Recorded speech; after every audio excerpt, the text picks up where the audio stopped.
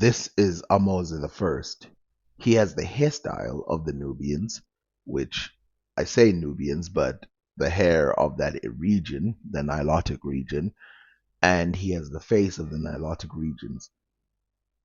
Now, we know that he was not a Nilotic in terms of being far away from Egypt. He was technically a Nilotic because he's part of the Nile, but we know he wasn't foreign to Egypt because during his time, he had to reestablish the connection between Egypt and Nubia, and he had to establish the connection between Egypt and the Canaanites because Egypt had shrunk during his time.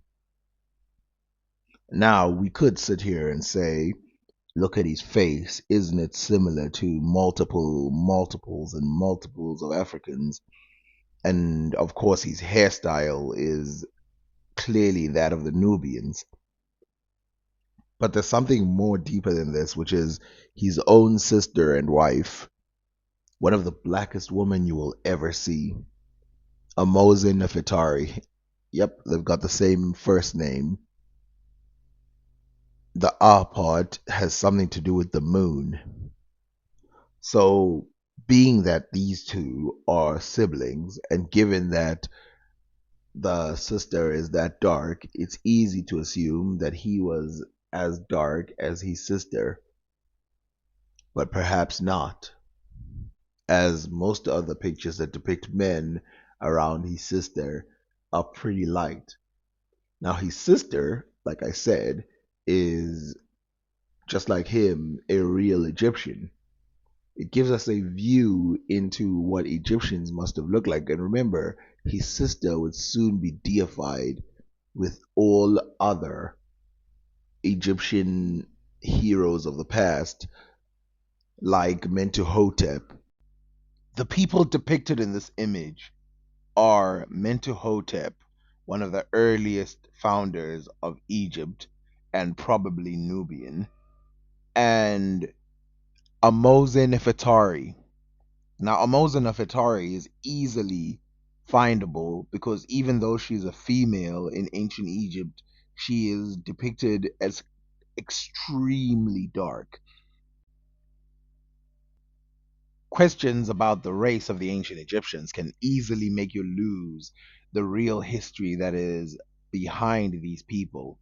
That's why we have to zoom in to these images and look exactly at what they are showing us. Look, for example, that golden pharaoh that is being depicted. And if you look at the people who are carrying him, their dark skin and bald heads are evident.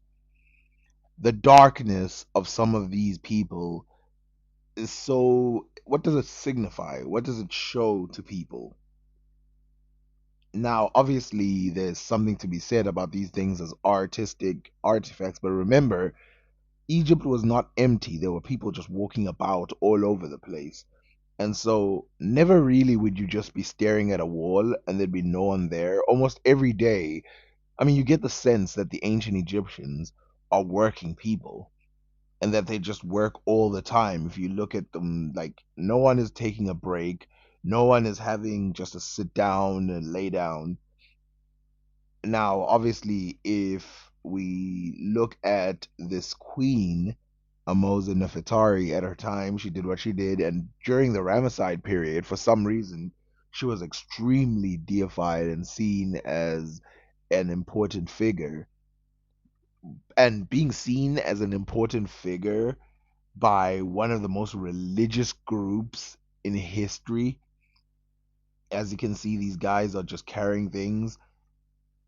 It's, I mean, flattering to say the least, but to say the most, it I don't even know. The good thing about it is like people can't just say she was a Nubian and therefore blah blah blah, because at no point is she said to be a Nubian. In fact, she's said to be an Egyptian straightforward, and so we can at least tell that she's a pure Nubian. Now, the gold next to her, the gold woman next to her sled as it's being pulled, they remind us that women would sometimes be depicted as gold, and of course, that has to do with the fact that that craft is made of gold. The Nubians who are depicted are almost always depicted oscillating between the colors of dark black and brown. Egyptians sometimes are dark brown and light brown, which is interesting considering the fact that a lot of people would say things about the Middle Eastern people, blah, blah, blah. Now, I'm glad that one chapter of that is closed, but you guys don't realize there's still people out there who debate this topic. It's not over. My videos don't have like a million views. It's not like people are going, this guy's right and the debate is over. Like a lot of people have no idea that this type of evidence is out here. The reason why I chose this picture with the boat is because I remembered it after looking at the one with Japan, and you could easily see in the Japanese one black people being depicted different than white people. So to have the Egyptians paint themselves in this exact color and this type of hair, and you see that it's everywhere, it just it stuns me that this was life, that this was real life at one point. People just sitting down, waking up in the morning, going, let's go to work every single day. And the way that we are depicted in other historical documents, showing us as less than and not doing. And I mean, even remember I showed you Candace Owens saying, people keep saying there's great civilizations in Africa, and I wish it was true, but it's not. And to be able to see this depicted in all its glory makes me very happy. I don't know how you guys feel about it, but it makes me very happy to know that these guys left such striking images. And again, remember, they're not just like here's a boat. These are working vessels. And their size is enormous, by the way. That's the part that shocks me. Because a lot of boats in Egypt, when they're depicted, they're like tiny and stuff. These are enormous. And if they're that big, they must have been used to travel the ocean. And if they were traveling the ocean, what's close to them? Africa's right there. They could travel the rest of Africa. She might be depicted as one of the darkest women in Egypt, but believe me, she's not the only Egyptian woman who is depicted as pretty dark skinned. In fact, most women are depicted as dark skinned, except in the religious sense when they're depicted as yellow, which some people try to deny that. But as you can see, fact is fact. Now, who would father such a woman? Sakuro Tao, this man who has I want to zoom into something because I haven't done this for a while. But look at this guy's eyes, right? He's got these epicantic fold eyes, and then he's got this Nubian nose, and he's also got these full lips. And I want to show you something because Caucasians don't tend to have these features. Epicantic eye folds are not typical for Caucasians, and the type of Caucasians that do have them live far in the north, far away from Egypt. Places like Sweden, places like Iceland, and places like that. And this type of face that you see, these epicantic eye folds, you will see them all over Egypt. Sekiro Tao, who fathered Ahmose Nefertari and Ahmose the First, has a face which a lot of Egyptians called very strange for Egypt, but it's not strange. It's actually a very typical face for Egypt. It's just striking compared to almost any other race. And if you try to make this person European in your head, it would be a pretty strange looking dude, but very typical for Africa. Let us return once again to these people who live in Japan, because of course the reason why I showed you those is because art has this powerful thing.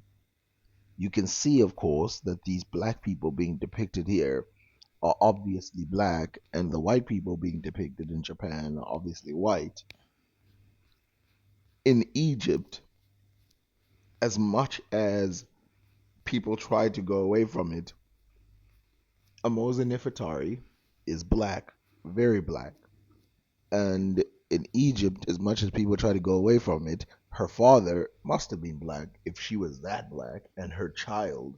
I mean, you saw them standing together, even though he wasn't the the husband of Amosa Nefertari, even though he wasn't as dark skinned as she was, he was pretty dark skinned himself. And so Sekiro Tao would probably have been equally dark.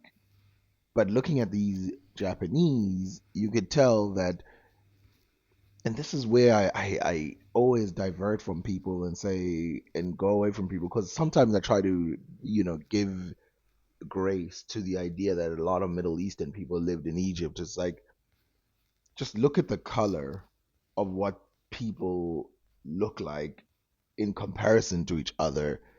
Why would the Egyptians not just depict themselves as pale as the Middle Easterners are, if that's what they look like? And I hate it because I've got this thing where I'm more reasonable than a lot of other people who like to talk about Egypt. But why wouldn't they? Why are they not doing it? Even I kind of regret it, because at least it would be easy to go, okay, that guy is Middle Eastern, that guy is black, that guy's Middle Eastern, that guy's black. But almost everywhere I look, all I see is black dudes. Now, looking at the Japanese in these pictures, you can see that they portray themselves as a sort of orange, which is the color that I would expect to, you know, be depicted for these Middle Easterners, since some people would say they're kind of tanned and stuff. But in the ancient Egyptian drawings, they depict themselves as pure red or dark brown. And I love the fact that they brought camels along in this Japanese image, which sort of cancels the idea. Because some people I do know would say, like, okay, how do we know that because they're dark skinned, that they're from Africa, maybe they're from India or whatever. But because they brought camels along, it sort of shuts down that concept.